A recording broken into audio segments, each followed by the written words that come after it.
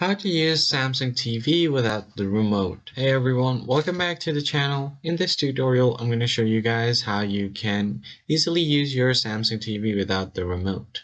But before we get started, don't forget to hit the like button down below and subscribe to the channel. Now let us jump into the video.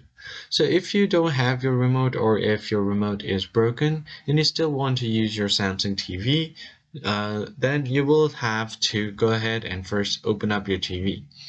For that, you all have some limited options. So for that, you'll see the only power button here on the Samsung TV is on the right side of your TV, bottom right. So you'll just have to press on it and then it will turn on your TV.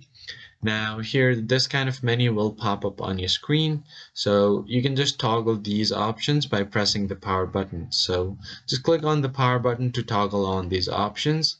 And then you should be able to power it on and off, move channels up and down, increase and decrease the volume, and then change sources.